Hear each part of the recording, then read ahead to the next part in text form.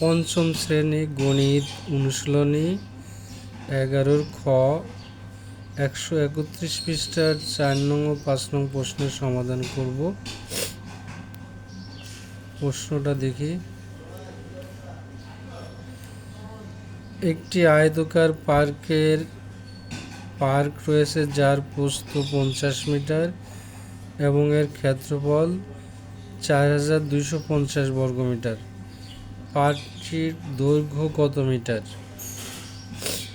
পার্কের প্রস্থ দেওয়া আছে, ক্ষেত্রফল দেওয়া আছে, দৈর্ঘ্য বের করতে হবে। আমরা সমাধানটা দেখি। আয়তাকার পার্কের ক্ষেত্রফল 4250 বর্গমিটার এবং প্রস্থ 50 মিটার।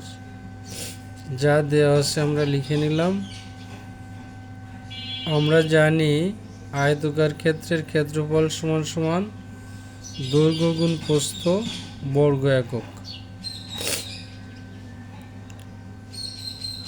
এই ক্ষেত্রফলের সূত্র থেকে আমরা দৈর্ঘ্যের সূত্রটা লিখব।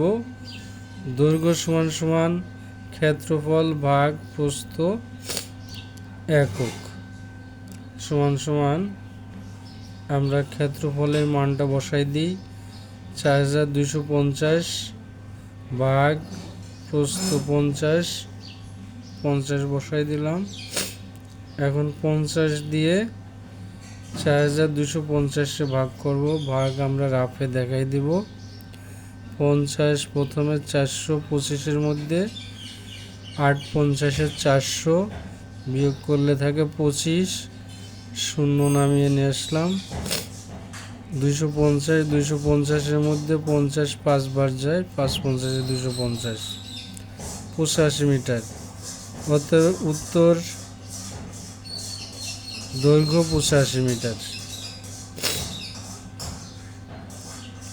আমরা 5 নং প্রশ্ন করে আসি।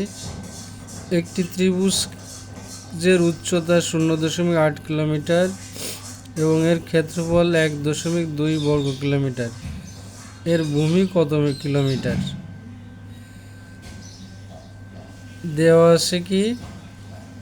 দেওয়া আছে ত্রিভুজের ক্ষেত্রফল 1.2 বর্গ কিলোমিটার আর উচ্চতা 0.8 কিলোমিটার। আমরা বের করব ভূমি।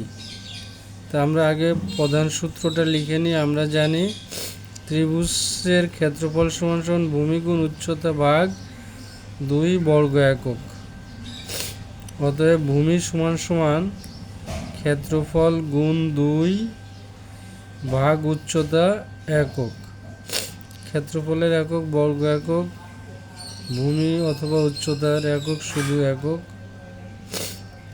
ক্ষেত্রফলের মান বসাই 1.2 গুণ সূত্রের 2 ভাগ উচ্চতা হলো 0.8। এখন এটা আমরা